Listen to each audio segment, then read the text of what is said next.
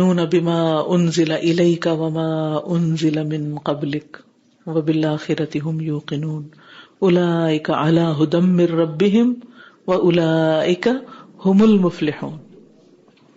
متقی کون ہوتے ہیں؟ وہ جو اس پر ایمان لاتے ہیں جو آپ کی طرف نازل کیا گیا اور جو آپ سے پہلے نازل کیا گیا. تو آپ کی طرف قرآن اور حکمت یعنی سنت دونوں نازل کی گئی. ہمارا اس پر ایمان ہونا چاہیے. اس ایمان کے ساتھ ہمیں احادیث کا مطالعہ کرنا چاہیے. اور پھر وَبِالْآخِرَةِ هُمْ يُوقِنُونَ، وہ آخرت پر پورا یقین رکھتے ہیں. اولئک علی ھدی من ربہم، یہی لوگ اپنے رب کی طرف سے آئی ہوئی ہدایت پر ہیں. واولئک ھم المفلحون، اور یہی لوگ دراصل کامیاب ہونے والے ہیں. تو کامیابی کے لیے ضروری ہے کہ ہم پورے ایمان اور یقین کے ساتھ احادیث کا مطالعہ کریں. آج انشاءاللہ ہم کتاب المناقب میں 82 پر ہے مناقب عبداللہ ابن عمر ابن الخطاب رضی اللہ عنہما. عبداللہ بن عمر رضی اللہ عنہما کی، عبداللہ بن عمر یعنی عمر بن خطاب کے بیٹے عبداللہ رضی اللہ عنہما کے مناقب یعنی ان کے فضائل. مناقب جو ہے وہ منقبت سے ہے. منقبت کہتے ہیں کسی کے اچھے ایٹریبیوٹس، اس کے فضائل، اس کے خصائص، ان کی زندگی کے ہائی لائٹس، یعنی جو اہم انہوں نے کام کیے. تو امام بخاری نے اپنی اس کتاب کے اندر، جیسا کہ کتاب کے نام سے ظاہر ہے کہ نبی صلی اللہ علیہ وسلم کی امور، آپ کی سنتیں، اور اس کے ساتھ ساتھ آپ کے جو ایام ہیں ان سب کا ذکر کیا اس کتاب میں. یعنی صرف آپ نے لیگل احکامات ہی نہیں بتائے، قانونی باتیں ہی نہیں بتائی، صرف ڈوز اینڈ ڈونٹس ہی نہیں بتائے، بلکہ اس کے ساتھ ساتھ آپ کے جو ساتھی تھے انہوں نے آپ سے جو کچھ سیکھا، یعنی ایک تو یہ تھا کہ جو آپ نے لوگوں کو سکھایا، اور دوسرا یہ تھا کہ جنہوں نے آپ سے سیکھا ان کے اندر کیسے اخلاق پیدا ہوئے، آپ نے ان کو کیسے سنوارا، اور انہوں نے کیا کیا باتیں سیکھی. تو ایک ہے ڈائریکٹ لرننگ اور ایک ہے یہ انڈائریکٹ لرننگ. تو یہ نبی صلی اللہ علیہ وسلم کے تربیت یافتہ لوگ تھے، جیسے عبداللہ بن عمر رضی اللہ عنہ. اس سے پہلے خلفائے راشدین کا ذکر ہوا، آپ کے اہل بیت میں سے کچھ لوگوں کا ذکر ہوا، اور دیگر صحابہ کا ذکر ہوا. یہاں پر اب ایک اور صحابی کا ذکر آ رہا ہے، وہ ہے عبداللہ بن عمر.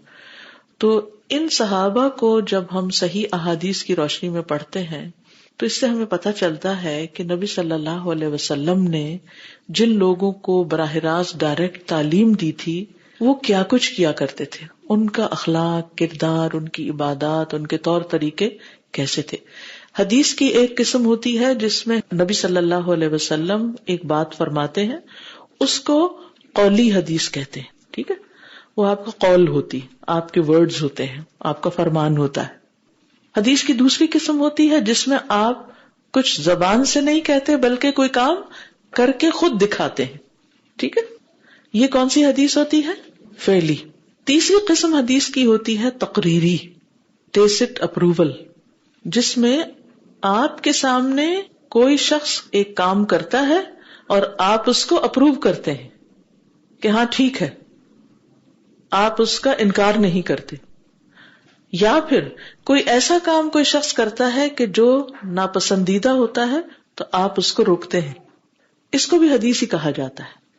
یعنی آپ اس کو ناپسند جو کرتے ہیں، گویا آپ کی پسند اور ناپسند جو ہے وہ بھی حدیث شمار ہوتی، اس کو بھی کنسیڈر کرنا ہوتا ہے. تو صحابہ نے جو کچھ کیا آپ کے سامنے اور آپ نے اس پر خوشی کا اظہار کیا یا خاموشی کا اظہار کیا یا کسی موقع پر آپ نے اس کا انکار کیا، تو یہ سب چیزیں بھی ہمارے لیے بہت بڑی لرننگ رکھتی ہیں، ان کو بھی سیکھنا ہے. ویسے بھی ہم ہر نماز میں پڑھتے ہیں سورۃ الفاتحہ، جس کے بغیر نماز ہوتی نہیں. تو اس میں ہم کیا کہتے ہیں؟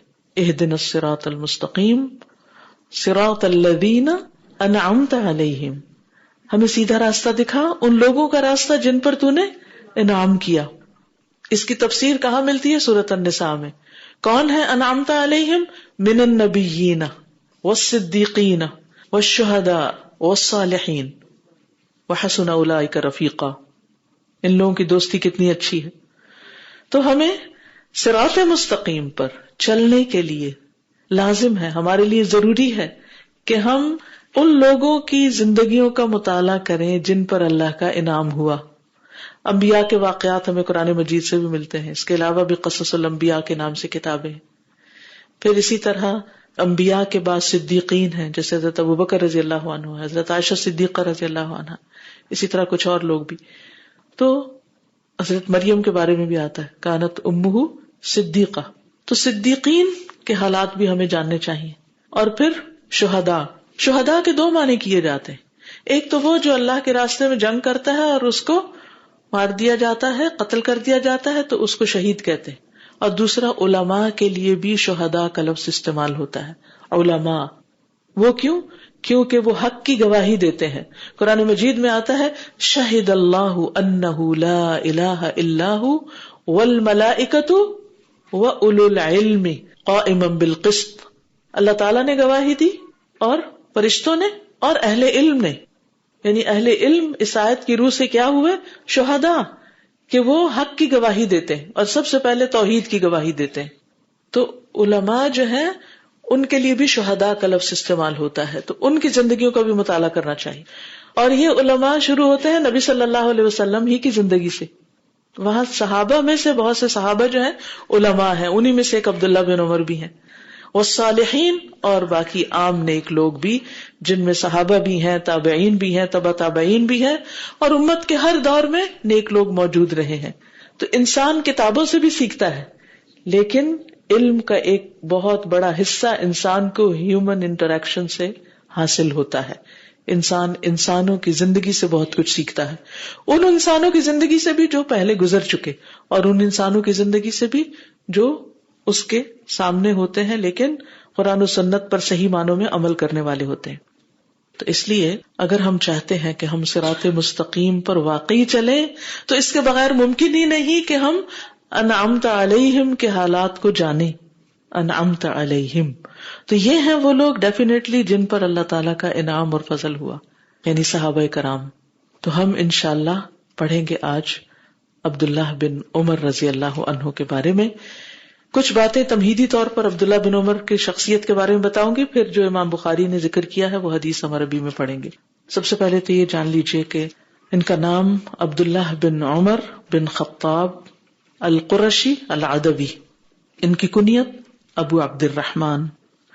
یہ صغار صحابہ میں سے ہیں، یعنی چھوٹے صحابہ میں سے ہیں، صحابی کے بیٹے ہیں.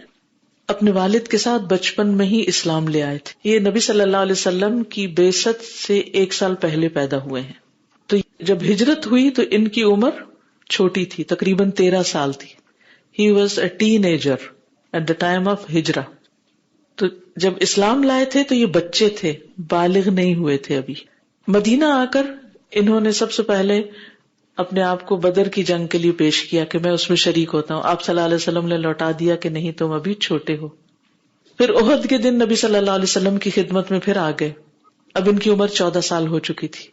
یہ کہتے ہیں کہ آپ نے مجھے جنگ میں جانے کی اجازت نہیں دی. پھر خندق کا موقع آیا تو پھر آ گئے. اب دیکھیے کہ ہر موقع پر قربانی دے رہے ہیں. ابھی بچے ہیں، ٹین ایجر ہیں. ہمارے ٹین ایجرز کا حال کیا ہے؟ وہ اسلام کے لیے کیا کر سکتے ہیں؟ تو نماز کے لیے اٹھانا بھی مشکل ہوتا ہے ان کو، اور مائیں ترس کھاتی رہتی ہیں ہائے بیچاروں کی نیند پوری ہو جائے.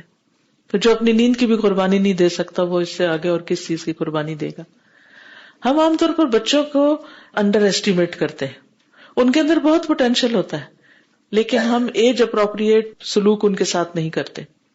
کہتے ہیں کہ میں پھر خندق کے دن پیش ہوا، اس وقت میری عمر 15 سال تھی تو آپ نے مجھے شمولیت کی اجازت دے دی. فتح مکہ کے موقع پر ان کی عمر 20 سال تھی اور ان کے پاس ایک بہت زبردست گھوڑا تھا اور یہ اپنے گھوڑے سے گھاس کاٹنے لگے مکہ میں. تو آپ صلی اللہ علیہ وسلم نے ان کو منع کیا کہ حرم میں گھاس نہیں کاٹی جا سکتی. پیار سے ان کا نام لے کر روکا، اے عبداللہ، اے عبداللہ. عبداللہ بن عمر کہتے ہیں کہ میں نے ایک خواب دیکھا کہ گویا میرے ہاتھ میں ریشم کا ایک ٹکڑا ہے اور میں جنت میں جس جگہ جانا چاہتا ہوں مجھے اڑا کے وہاں وہ ٹکڑا پہنچا دیتا ہے، جیسے کوئی پلین ہو، ڈرون پہ بیٹھے ہوئے ہوں. تو کہتے ہیں میں نے اس کا ذکر حفصہ سے کیا. حفصہ رضی اللہ عنہا جو حضور صلی اللہ علیہ وسلم کی زوجہ محترمہ تھی، ان کے بھائی تھے. تو حفصہ نے اس کا ذکر نبی صلی اللہ علیہ وسلم سے کیا تو آپ نے فرمایا بے شک تمہارا بھائی نیک آدمی ہے، بے شک عبداللہ نیک آدمی ہے.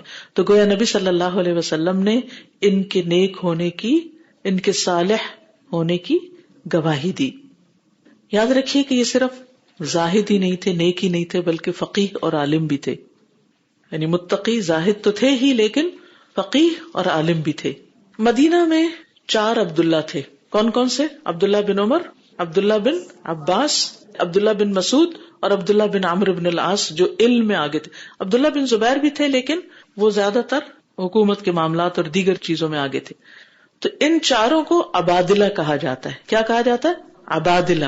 4 عبادلہ جمع ہے عبداللہ کی. اور ان کے علم اور فضل کی گواہی دی جاتی تھی. یہاں تک کہ اگر یہ چاروں کسی بات پہ متفق ہو جاتے، یہ چاروں اگر ایک بات کہتے تو اس کو حجت شمار کیا جاتا تھا، سب کو ماننی پڑتی تھی. اور وہ کہتے تھے کہ یہ عبادلہ کا قول ہے، یعنی یہ ان 4 کی طرف سے آیا ہے، بس اس سے آگے ہم کچھ نہیں کہیں گے. انہوں نے بہت سی احادیث روایت کی ہیں جن کی تعداد 1630 یعنی 1630 احادیث ہیں. بخاری میں ان کی 80 احادیث ہیں 80 اور مسلم میں 31. ان کی خاص خصوصیت دیکھیے، ہم چاہیں گے کہ اس کے بعد آپ کا کچھ عرصے کے بعد ایک کوئز ہو جائے اور اس میں ہم آپ سے صحابہ کے بارے میں کچھ سوال کریں اور ایک اچھا مقابلہ کریں گے انشاءاللہ کہ ہماری یہ معلومات کتنی ہے، کیونکہ صحابہ کو جاننا بہت ضروری ہے. وہ نبی صلی اللہ علیہ وسلم کے ساتھ ہی تھے. اللہ سبحانہ وتعالیٰ نے قرآن مجید میں ان کی بہت تعریف کی ہے، خاص طور پر وہ صحابہ جو آپ کے محبوب تھے. تو جس سے ہمیں محبت ہوتی ہے صرف اس سے نہیں بلکہ آگے اس کے جو محبوب ہیں ان سے بھی محبت ہونی چاہیے. عبداللہ بن عمر کی خاص خصوصیت تھی وہ یہ کہ یہ نبی صلی اللہ علیہ وسلم کی سنت کا بہت زیادہ اتباع کرتے تھے، بہت زیادہ اتباع. حضرت عائشہ کہتی ہیں کوئی بھی نبی صلی اللہ علیہ وسلم کے قدموں کے مقامات میں آپ کے نشان قدم کی ایسی پیروی نہیں کرتا تھا جیسے ابن عمر ان کی پیروی کرتے تھے. یعنی بالکل پوری طرح جدھر آپ جاتے، جو آپ نے کیا پوری طرح اسی طرح کرنے کی کوشش کرتے تھے اور آپ کے احکامات پر شدت سے عمل کرنے والے تھے. ابن عمر کہتے ہیں کہ نبی صلی اللہ علیہ وسلم نے اس بات سے منع فرمایا کہ ایک شخص اپنی جگہ سے اٹھ جائے اور دوسرا اس کی جگہ پہ بیٹھ جائے. مثلا کوئی شخص اپنی چیئر پہ بیٹھا ہوا ہے اور تھوڑی دیر کے لیے کسی کام گیا اور واپس آیا دیکھتا ہے تو کوئی اور بیٹھا ہوا ہے، تو اس چیز سے آپ نے منع کیا ہوا ہے. تو ابن عمر کے لیے اگر کوئی آدمی کھڑا ہوتا تو اس کی جگہ نہیں بیٹھتے تھے، وہ کہتے تھے نہیں یہ تمہاری سیٹ ہے، تمہاری جگہ ہے، تم ہی بیٹھو گے اس پر، کیونکہ اس سے منع کیا گیا ہے کہ انسان کسی اور کو ہٹائے اور اس کی جگہ بیٹھے. پھر اسی طرح یہ ہے کہ ان کو بہت زیادہ ان کی ایسی نیچر تھی کہ یہ ہر وقت یہ جاننے کی کوشش کرتے تھے کہ آپ صلی اللہ علیہ وسلم نے کون سا کام کیسے کیا. اب اس کی ایک مثالوں میں ملتی ہے کہ جب مکہ فتح ہوا تو ان کی عمر صرف 20 سال تھی. ابھی یعنی 20 سال کا لڑکا عام طور پر ابھی اتنی بہت زیادہ رسپانسبل نہیں بھی ہوتا. تو مکہ میں آپ نے، چونکہ مکہ فتح ہو گیا تھا، تو کعبہ کی کنجیاں جو تھیں وہ عثمان بن طلحہ کے پاس تھی. آپ نے ان کو بلوایا، انہوں نے دروازہ کھولا تو نبی صلی اللہ علیہ وسلم حضرت بلال، اسامہ بن زید اور عثمان بن طلحہ کے ساتھ اندر داخل ہو گئے اور پیچھے کسی نے رش نہیں کیا، باقی لوگ باہر تھے. انہوں نے پھر دروازہ اندر سے بند کر لیا اور تھوڑی دیر ٹھہر کر باہر آئے. ابن عمر کہتے ہیں کہ میں جلدی سے آگے بڑھا اور میں نے بلال سے پوچھا آپ نے اندر کیا کیا تھا؟ انہوں نے بتایا کہ آپ نے اندر نماز پڑھی تھی. میں نے پوچھا کس جگہ؟ اب آپ دیکھیں کس جگہ. انہوں نے کہا 2 ستونوں کے درمیان. کبھی اللہ تعالیٰ آپ کو بھی لے جائے تو ان 2 ستونوں کے بیچ میں آپ بھی پڑھیے. ابن عمر کہتے ہیں میں یہ پوچھنا بھول گیا کہ آپ نے کتنی رکعتیں پڑھی تھی. تو اس سے اندازہ ہوتا ہے کہ ان کو یہ شوق ہوتا تھا کہ میں پوری طرح آپ کو فالو کروں، جو کچھ آپ کرتے ہیں میں بھی وہی کروں. اور نہ صرف یہ کہ خود کرتے تھے بلکہ اوروں کو بھی اس کی تعلیم دیتے تھے. سعید بن یسار کہتے ہیں کہ میں عبداللہ بن عمر کے ساتھ مکہ کے راستے میں تھا، یعنی سفر کر رہا تھا. تو سعید نے کہا کہ جب راستے میں مجھے طلوع فجر کا خوف ہوا تو میں سواری سے اترا اور نیچے اتر کر میں نے وتر پڑھے اور پھر سوار ہو کر ابن عمر سے جا ملا. تو انہوں نے پوچھا کہ تم کدھر تھے؟ تو میں نے کہا کہ مجھے ڈر تھا کہ صبح ہو جائے گی، اس لیے میں سواری سے اترا اور وتر پڑھ لیے. اس پر عبداللہ نے کہا، یعنی عبداللہ بن عمر نے، کہ کیا تمہارے لیے رسول اللہ صلی اللہ علیہ وسلم کی ذات میں اچھا نمونہ نہیں؟ میں نے کہا کیوں نہیں؟ اللہ کی قسم ایسا ہی ہے. انہوں نے کہا کہ رسول اللہ صلی اللہ علیہ وسلم تو اونٹ پر ہی وتر کی نماز پڑھ لیا کرتے تھے. اب یہ فائدہ ہوتا ہے نا علم ہونے اور نہ ہونے کا، اور پھر صرف علم ہونے کا نہیں بلکہ یہ بھی کہ یہ آپ کی سنت بھی ہے. یعنی فرض نماز ہم سواری پہ نہیں پڑھ سکتے، فرض نماز ہمیں سواری سے اتر کر زمین پر ہی پڑھنی چاہیے. ایسی جگہ گاڑی روکنی چاہیے جہاں ہم نماز جمع کر سکتے ہیں، جیسے ٹریولنگ کے دوران ظہر اور عصر، مغرب اور عشاء، لیکن فجر الگ سے. اس کو کسی کے ساتھ جمع نہیں کرتے. اور باقی نماز ہم سواری پر ہی پڑھ سکتے ہیں. جہاز سے تو آپ نیچے اتر کے پڑھ نہیں سکتے، اس لیے آپ جہاز پر تو ساری نمازیں بیٹھ کے پڑھیں گے، وہیں اپنی سیٹ پر ہی پڑھیں گے، اور جدھر بھی وہ جائے گا اسی طرف آپ کو رخ کرنا ہوگا. اپوزٹ سائڈ پر بھی نہیں ہو سکتے، وہاں تو ایک مجبوری ہے. لیکن عام طور پر جو سواری آپ کے کنٹرول میں ہو، اگر آپ جا رہے ہوں کہیں، تو آپ سفر میں نفل اور وتر وغیرہ پڑھ سکتے ہیں. کچھ عرصہ پہلے ہم لوگ مکہ میں تھے، تو وہاں پر ایک کوئی لوکل جج تھے وہاں کی ہائی کورٹ کے، تو ان کے ساتھ ادریس صاحب کو کچھ لوگوں کو جانے کا اتفاق ہوا. تو انہوں نے بتایا کہ جو ہی ہم گاڑی پر بیٹھے، سحری کا وقت تھا، وہ ڈرائیونگ کر رہے تھے اور ساتھ ہی انہوں نے نفل شروع کر دیے اور زور زور سے تلاوت کرنے لگے. جیسے ہم تہجد پڑھتے ہیں نا، تو تلاوت اونچی آواز میں کر سکتے ہیں. تو وہ پڑھتے رہے ساتھ ڈرائیونگ کرتے رہے، پڑھتے رہے نفل. تو اس کے بعد یہ ہے کہ وتر بھی اور سب کچھ سواری پہ پڑھ کے بات آتی. ہم عام طور پر سواری پر نفل نہیں پڑھتے یا پڑھنے کا اہتمام نہیں کرتے، اور خاص طور پہ اگر ڈرائیو کر رہے ہو تو نہیں پڑھتے. ایسا کچھ بھی بنا نہیں، کیونکہ جو شخص اونٹ پر بیٹھا ہے آخر وہ اونٹ کو ڈائریکشن بھی تو دے گا نا، بھی ادھر چلو یا ادھر چلو، یا ادھر مڑو یا ادھر مڑو. تو اس میں تھوڑی بہت حرکت اگر ہاتھ کی ہوتی، گاڑی میں زیادہ سے زیادہ کیا ہے، پاؤں کی تھوڑی حرکت ہوتی ہے، ہاتھ کی ہوتی، تو اس میں پھر انسان اگر ساتھ ساتھ نوافل اپنے پڑھے تو وقت کیوں ضائع کرے. یعنی اس کی اگر روزانہ کی روٹین ہے ایک نماز پڑھنے کی، جیسے دہا کی نماز ہے، عام طور پر آپ گھر میں کاموں کے دوران نہیں پڑھ سکتے، لیکن جب آپ اسکول آ رہے ہوتے ہیں، اگر آپ وضو کر کے گاڑی میں بیٹھے، خود ڈرائیو کر رہے ہیں یا کوئی کر رہا ہے، تو آپ ساتھ ہی اپنے نوافل ادا کر سکتے ہیں. اس میں انسان کے دھیان ظاہر ہے سڑک پر بھی ہوگا، آگے پیچھے بھی ہوگا، تو اس میں کوئی حرج نہیں. تھوڑا بہت اگر اس طرح سر ہل جاتا ہے یا کچھ انسان میں حرکت ہے، نوافل میں اس کی اجازت ہے. ہاں، فرض نماز میں آپ ایسا نہیں کریں گے، ٹھیک ہے؟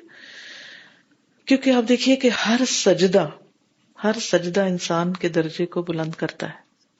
اور آپ کو پتا ہے کہ ایک درجے اور دوسرے درجے میں کتنا فرق ہے، زمین اور آسمان کا.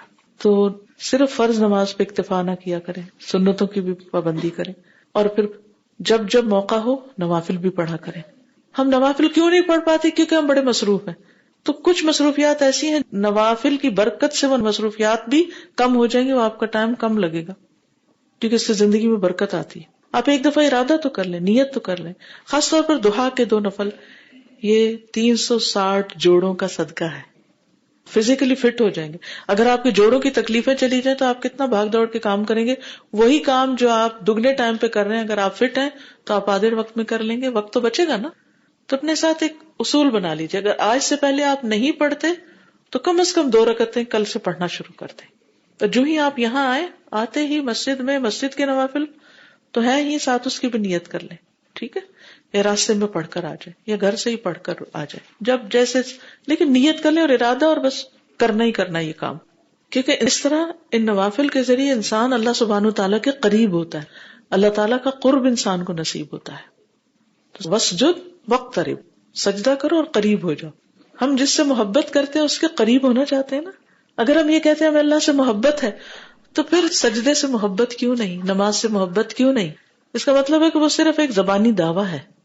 اور اگر نہیں نا نماز سے محبت، یا نماز میں سستی ہوتی، تو دعا کرنا شروع کر دیں، اللہ مجھے نماز کی محبت دے دے، اللہ مجھے سجدوں کی محبت دے دے، اللہ مجھے اپنا قرب دے دے، نماز مجھے بوجھ نہ لگے، میں نماز کو انجوائے کروں. اور آپ دیکھیں گے کہ اللہ تعالیٰ ضرور دے گا آپ کو انشاءاللہ.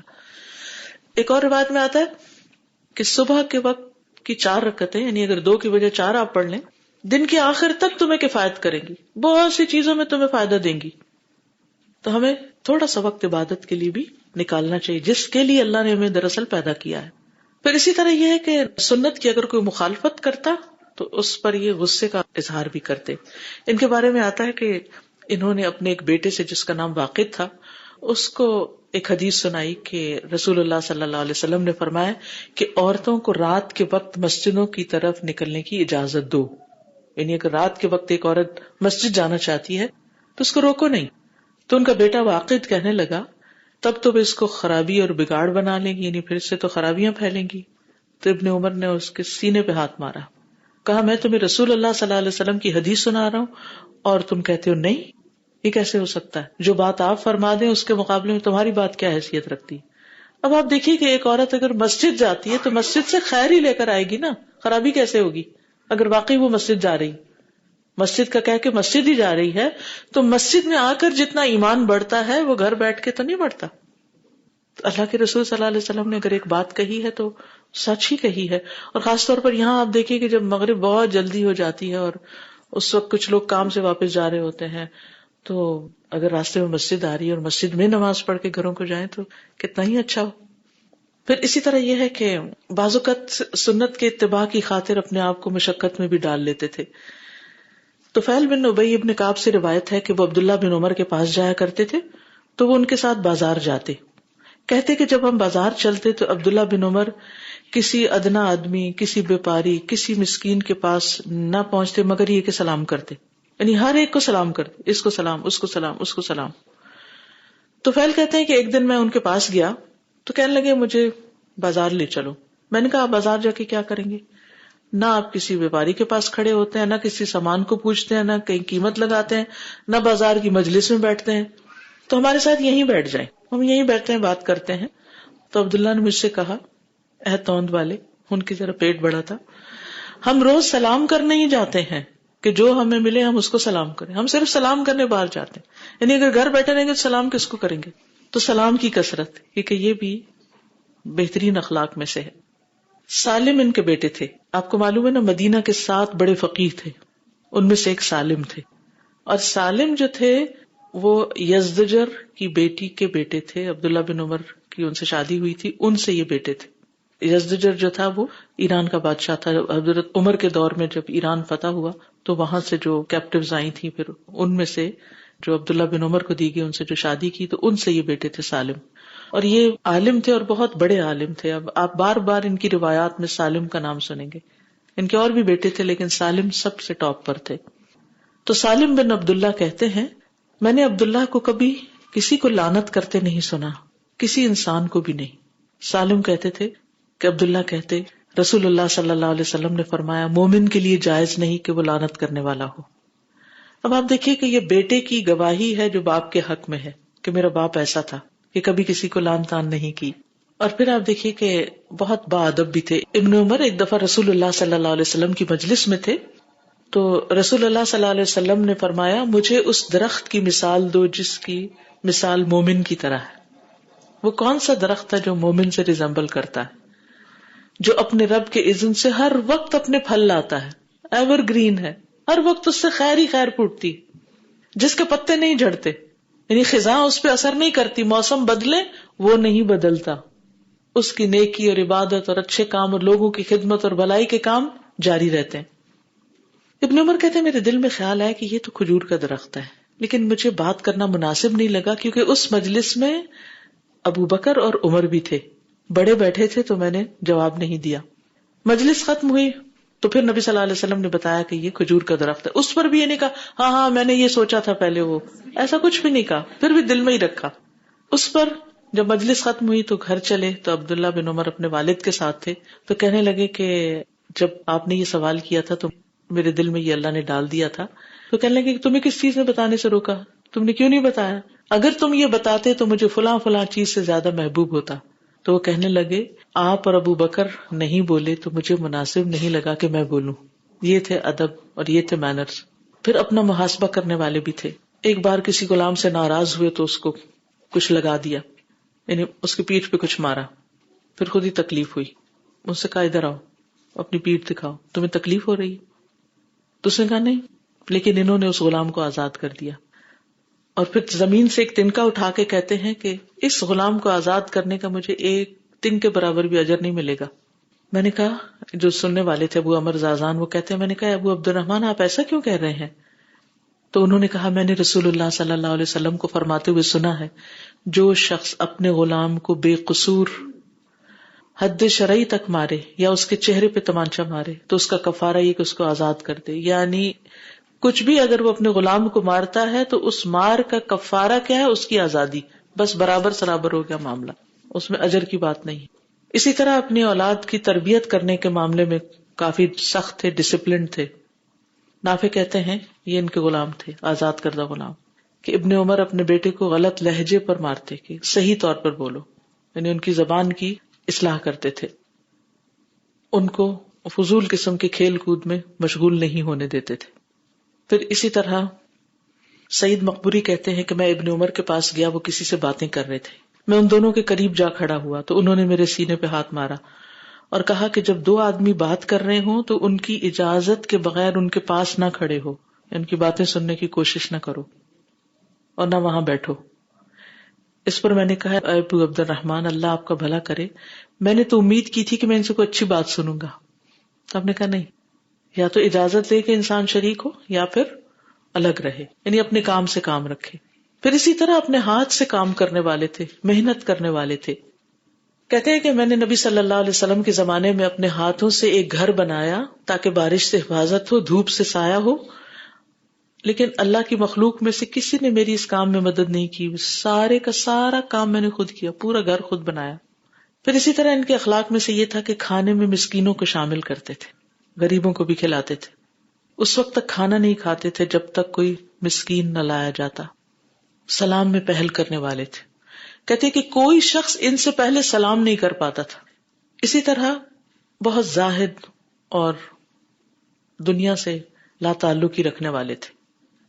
ان کے سامنے کہا گیا کہ فلاں انصاری فوت ہو گئے ہیں، تو کہنے لگے اللہ ان پہ رحمت کرے. پھر کہا گیا کہ وہ 1,00,000 دینار چھوڑ گئے، تو کہنے لگے وہ تو ان کو چھوڑ گئے لیکن انہوں نے ان کو نہیں چھوڑا، یعنی ان کا حساب ہوگا. پھر اسی طرح یہ ہے کہ انہوں نے اپنی زندگی میں 1,000 غلام آزاد کیے تھے. 1,000 غلام. انہوں نے 60 حج کیے، 60 1,000 عمرے کیے، 1,000 عمرے، 60 حج، 1,000 غلام آزاد. ابن مسعود کہتے ہیں بے شک قریش کے نوجوانوں میں عبداللہ بن عمر اپنے نفس کو سب سے زیادہ دنیا سے روکنے والے تھے. جابر کہتے ہیں ہم میں سے کوئی ایسا نہیں جس نے دنیا کو پایا مگر دنیا نے اس کو اپنی طرف نہ جھکا لیا ہو، یا اس نے دنیا کو اپنی طرف نہ جھکایا ہو سوائے ابن عمر کے. راتوں کو قیام کرنے والے تھے. ان کے بیٹے سالم کہتے ہیں عبداللہ رات کو کم ہی سوتے تھے. کثرت سے اللہ کے راستے میں خرچ کرنے والے تھے. جب یہ آیت نازل ہوئی لن تنالوا البر حتى تنفقوا مما تحبون، تو انہوں نے کیا خرچ کیا تھا کچھ یاد ہے؟ سب نے تفسیر پڑھی ہوئی ہے جن لوگوں نے. ان کی ایک لونڈی تھی جو ان کو بہت محبوب تھی، اس کو انہوں نے اللہ کے راہ میں آزاد کر دیا تھا. گھر میں ان کی مصروفیات کے بارے میں پوچھا گیا تو کہا گیا کہ وہ ہر نماز کے لیے وضو کرتے اور درمیانی وقفوں میں مصحف پڑھتے رہتے. کہتے ہیں کہ جب یہ قرآن پڑھتے تو بات نہ کرتے یہاں تک کہ اس سے فارغ ہو جاتے. نافع کہتے ہیں کہ ایک دن میں قرآن پاک لے کر ان کے سامنے بیٹھ گیا. انہوں نے سورۃ البقرہ کی تلاوت شروع کر دی. جب اس آیت پہ پہنچے نساؤکم حرث لکم، تو فرمایا کیا تمہیں معلوم ہے کہ یہ آیت کس بارے میں نازل ہوئی؟ میں نے کہا نہیں. تو بتایا کہ فلاں اور فلاں چیز کے بارے میں نازل ہوئی. پھر تلاوت کرنے لگے. بس اتنی سی بات کی اور پھر دوبارہ پڑھنے لگے. تلاوت کرتے ہوئے روتے بھی تھے. جب یہ آیت پڑھتے ان تبدوا ما فی انفسکم او تخفوہ تو ضرور روتے. اسی طرح جب یہ پڑھتے الم یأن للذین آمنوا ان تخشع قلوبہم لذکر اللہ تو ضرور رویا کرتے. اتنا روتے کہ رونا ان پہ غالب آ جاتا. اسی طرح جب رسول اللہ صلی اللہ علیہ وسلم کا ذکر کیا جاتا تو رو پڑتے تھے، ان کو یاد کرتے تھے، کیونکہ ان کی عمر چھوٹی ہی تھی جب نبی صلی اللہ علیہ وسلم کا انتقال ہو گیا. کہ ان کے اور حجاج کے بیچ میں کوئی تنازع ہوا تو انہوں نے حجاج کے کسی بات پہ کرٹیسائز کیا تو حجاج کو غصہ آ گیا. اس نے اپنے ایک فوجی کو حکم دیا کہ اپنے نیزے کی نوک میں زہر لگا دو اور ان کے ساتھ ساتھ طواف کرو. تو وہ ان کے ساتھ ساتھ طواف کرتا اور خواہ کا رش کرتا ان پر. ایک دفعہ موقع پا کر وہ نیزہ پاؤں میں چبھو دیا تو وہاں سے زہر جسم میں سرایت کر دیا اور کچھ دن کے بعد انتقال کر گئے. ان کی عمر 86 یعنی 86 ایئرز تھی. 86 ایئرز میں یہ فوت ہوئے تھے. آئیے حدیث پڑھتے ہیں. جب میں حدیث پڑھوں آپ اپنی پینسل اٹھائیے، ہر لفظ پر ساتھ ساتھ پینسل رکھتے جائیے تاکہ آپ کا دھیان ادھر ادھر نہ ہو. حدثنا اسحاق بن نصر حدثنا عبد الرزاق عن معمر عن الزهري عن سالم عن ابن عمر رضي الله عنهما قال كان الرجل في حياة النبي صلى الله عليه وسلم إذا رأى رؤيا قصها على النبي صلى الله عليه وسلم فتمنيت أن أرى رؤيا أقصها على النبي صلى الله عليه وسلم وكنت غلاما أعزبا وكنت أنام في المسجد على عهد النبي صلى الله عليه وسلم فرأيت في المنام كأن ملكين أخذاني فذهبا بي إلى النار فإذا هي مطوية كطي البئر وإذا لها قرنان كقرني البئر وإذا فيها ناس قد عرفتهم فجعلت أقول أعوذ بالله من النار أعوذ بالله من النار فلقيهما ملك آخر فقال لي لن ترع فقصصتها على حفصة فقصتها حفصة على النبي صلى الله عليه وسلم فقال نعم الرجل عبد الله لو كان يصلي بالليل قال سالم فكان عبد الله لا ينام من الليل إلا قليلا. حدثنا اسحاق بن نصر، ہم سے اسحاق بن نصر نے بیان کیا، یہ امام بخاری کے استاد ہیں. وہ کہتے ہیں حدثنا عبد الرزاق، اسحاق نے عبد الرزاق سے روایت کیا. وہ کہتے ہیں ہم سے عبد الرزاق نے بیان کیا، ان معمر انہوں نے معمر سے، ان الزہری انہوں نے زہری سے، ان سالم انہوں نے سالم سے جو عبداللہ بن عمر کے بیٹے تھے، ان ابن عمر رضی اللہ عنہما، سالم نے اپنے والد ابن عمر رضی اللہ عنہما سے روایت کیا، قال کہا، کان الرجل تھا ایک شخص، فی حیات النبی صلی اللہ علیہ وسلم نبی صلی اللہ علیہ وسلم کی زندگی میں، اذا رأى رؤیا جب وہ دیکھتا کوئی خواب، قصها علی النبی صلی اللہ علیہ وسلم تو وہ نبی صلی اللہ علیہ وسلم کو بیان کرتا، قصہ سناتا اپنے خواب کا. فتمنیت تو میری بھی تمنا ہوئی، میری خواہش ہوئی، ان ارا رؤیا کہ میں بھی کوئی خواب دیکھوں، اقصها علی النبی صلی اللہ علیہ وسلم تو میں بھی اسے نبی صلی اللہ علیہ وسلم کو بتاؤں. وکنت غلاما اعزب اور میں اس وقت ایک کنوارا نوجوان تھا، یعنی لڑکا تھا. غلامن لڑکا تھا، اعزب اعزب ہوتا ہے جس کی شادی نہ ہو، مجرد سنگل. وکنت انام فی المسجد اور میں مسجد میں سوتا تھا، علی عہد النبی صلی اللہ علیہ وسلم نبی صلی اللہ علیہ وسلم کی زندگی میں. فرأیت فی المنام تو میں نے خواب میں دیکھا، کأن ملکین گویا کہ دو فرشتے ہیں، اخذانی ان دونوں نے مجھے پکڑا، فذهبا بی الی النار اور وہ دونوں مجھے آگ کی طرف لے گئے، جہنم کے پاس لے گئے. فاذا ہی مطویۃ تو میں نے دیکھا کہ وہ لپٹی ہوئی ہے، قطی البئر جیسے کنواں ہوتا ہے، کنویں کی طرح. جیسے آپ کے یہ دو ٹاورز ہیں نا یہاں اسکوائر 1 پہ، کیا نام ہے ان کا؟ مارلن منرو کہتے ہیں، اس کی شکل پہ بنائے گئے، آئی ڈونٹ نو، اللہ عالم. تو بہرحال اس میں آپ نے دیکھا ہوگا ان کے اندر ایک ٹوسٹ سا ہے نا، اسٹریٹ نہیں ہے، وہ ٹوسٹ سا ہے. تو مقوی کا مطلب ہوتا ہے اس طرح جس چیز میں بل ہو یا ٹوسٹڈ ہو، جیسے کنویں کے اندر ایک ٹوسٹ سی ہوتی ہے. وَإِذَا لَهَا قَرْنَانِ اور اس کے دو سینگ ہیں، كَقَرْنَيْ الْبِئْرِ جیسے کنویں کے سینگ ہوتے ہیں. کنویں کے سینگ کیا ہوتے ہیں؟ آپ نے دیکھو کہ کنویں کے منڈیر پر ایک لکڑی رکھ دی جاتی ہے اوپر، جو دونوں طرف سے نکلی ہوئی ہوتی ہے، جیسے کان جسم سے نکلے ہو تو ایسی وہ اس کے اوپر لکڑی دو طرف سے نکلی ہوئی ہوتی. تو اسی طرح جہنم کے اوپر بھی ایسی ہی کچھ چیز انہوں نے دیکھی. وَإِذَا فِيهَا نَاسٌ قَدْ عَرَفْتُهُمْ میں نے اس میں کچھ لوگوں کو دیکھا جنہیں میں پہچانتا تھا. اللہ اکبر، استغفر اللہ، کیا بھیانک سین ہوگا کہ انسان اپنی آنکھوں سے کسی کو آگ میں دیکھے. فجعلت اقول تو میں کہنا شروع ہو گیا، اعوذ باللہ من النار اعوذ باللہ من النار، میں اللہ کی پناہ چاہتا ہوں آگ سے بچنے کے لیے، میں اللہ کی پناہ لیتا ہوں آگ سے. فلقیہما ملک آخر فقال لی لن ترع تو ملا ان دونوں کو ایک اور فرشتہ سامنے سے آیا. فقال لی تو اس نے مجھے کہا لن ترع نہ ڈرو، مت ڈرو. راع کہتے ہیں نا ڈرنے کو. فقصصتها علی حفصۃ تو میں نے یہ خواب حفصہ کو بتایا، اپنی بہن کو جا کے بتایا. فقصتها حفصۃ علی النبی صلی اللہ علیہ وسلم تو حضرت حفصہ نے یہ خواب نبی صلی اللہ علیہ وسلم کے سامنے رکھا. فقال تو آپ نے فرمایا، نعم الرجل عبد اللہ لو کان یصلی باللیل کتنا اچھا شخص ہے عبداللہ اگر وہ نماز پڑھتا رات کو، یعنی تہجد پڑھتا. عبداللہ بہت اچھا ہے، لیکن کتنی اچھی بات تھی اگر وہ تہجد بھی پڑھا کرے. اب یہاں آپ دیکھتے ہیں کہ نبی صلی اللہ علیہ وسلم کا فرمان بھی آ رہا ہے اس حدیث کے اندر، اور آپ کی تعلیم دینے کا، تلقین کرنے کا، تعبیر بیان کرنے کا کتنا خوبصورت انداز بھی ہے کہ آپ عمل پر ابھار رہے ہیں. پہلے تعریف کی, کتنا اچھا ہے عبداللہ. خواب تو اتنا خوفناک دیکھا, لیکن آپ نے یہ نہیں کہا کہ وہ کچھ خرابی ہے نعوذ باللہ اس میں, تو اس وجہ سے اس کو جہنم دکھائی گئی ہے. ایسی کوئی بات نہیں, بہت پازیٹیو بات کی. کتنا اچھا شخص ہے عبداللہ اگر رات کو نماز پڑھا کرے. قال سالم, سالم کہتے ہیں عبداللہ بن عمر کے بیٹے, فکان عبداللہ لا ینام من اللیل الا قلیلا, کہ عبداللہ رات کو پھر بہت تھوڑا سویا کرتے تھے. بس ایک دفعہ کہنے کی بات تھی نبی صلی اللہ علیہ وسلم کی, اس کے بعد انہوں نے اپنا طرز عمل بدل لیا.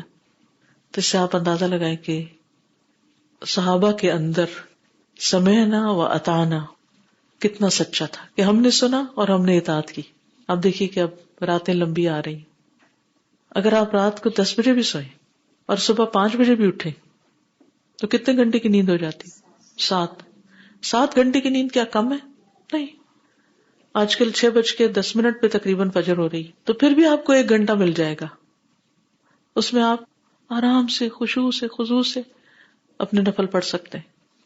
اگر آپ کو زبانی یاد ہے کچھ حصہ تو اس کو دہرانا شروع کریں, اور اگر زبانی نہیں یاد تو قرآن مجید کھول کے بھی آپ پڑھ سکتے ہیں. پھر آپ وتر پڑھیں اور پھر آپ فجر پڑھیں, پھر آپ اپنے دنیا کے کاموں میں قرآن پڑھیں, اس کے بعد دنیا کے کاموں میں لگیں اور کام کریں, اور پھر آگے آگے تو اور بھی زیادہ راتیں لمبی ہو جائیں گی. تو اپنے کاموں کو کچھ اس طرح تقسیم کریں کہ نیت کر لیں, دعا کریں, ارادہ کر لیں, کیونکہ فرض نمازوں کے بعد افضل ترین نماز تہجد کی نماز ہے, اور ہر سجدے سے درجہ بلند ہوتا ہے, اور ایک درجے سے دوسرے درجے میں کتنا فرق ہے, زمین آسمان کا فرق. اب دیکھیے کہ نبی صلی اللہ علیہ وسلم پر جب لوگ باتیں بناتے تھے اور آپ کا دل تنگ ہوتا تھا, آپ پر تو دین کی وجہ سے باتیں بنتی تھی, ہمیں عموماً گھروں میں خاندانوں میں کسی نہ کسی کی کوئی باتیں سننی پڑ جاتی, بعض بچوں سے شوہر سے, ادھر تو دل تنگ ہوتا ہے, کوئی بلا وجہ ڈانٹ دیتا ہے آپ کو یا کچھ بھی ہوتا ہے, تو ہمیں سمجھ نہیں آتی کہ پھر ہم ان چیزوں کا کیسے مقابلہ کریں. اللہ سبحانہ وتعالیٰ نے نبی صلی اللہ علیہ وسلم کو کیا تعلیم دی, کیا سکھایا, وَلَقَدْ نَعْلَمُ أَنَّكَ يَضِيقُ صَدْرُكَ بِمَا يَقُولُونَ. ہمیں پتا ہے کہ لوگوں کی باتوں سے جو یہ کہتے ہیں آپ کا دل تنگ ہوتا ہے, آپ کا دل بھجتا ہے. آپ اللہ کے نبی ہیں, آپ کا دل بھجتا ہے, آپ کا دل تنگ ہوتا ہے, تو کیا ہم عام انسانوں کا نہیں ہوتا؟ سب کا ہوتا ہے.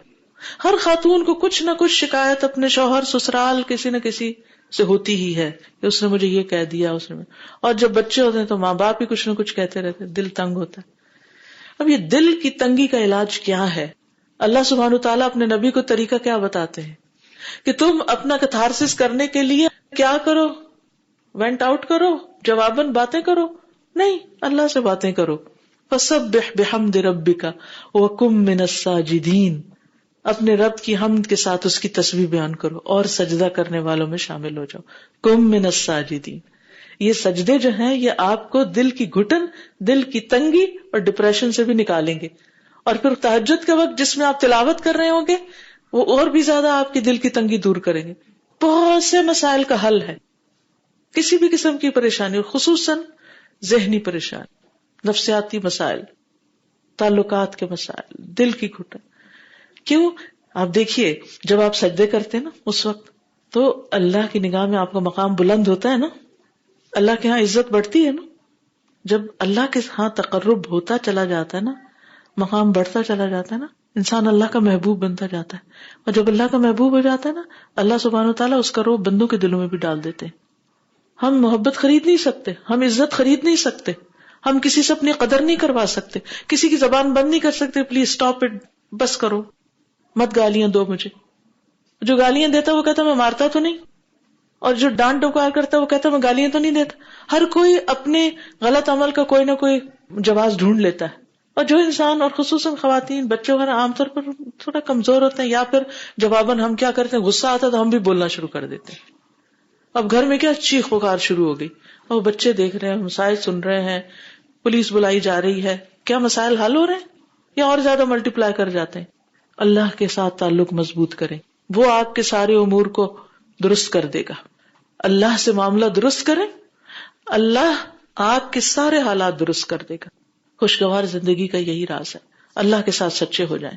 تو آپ صلی اللہ علیہ وسلم نے ان کو کیا بتایا؟ رات کو نماز پڑھیں, یہ جو کچھ دکھایا گیا ہے, اور پھر یہ کہا کہ ڈرو نہیں. تو اس کی تعبیر کس طرح آپ نے کی؟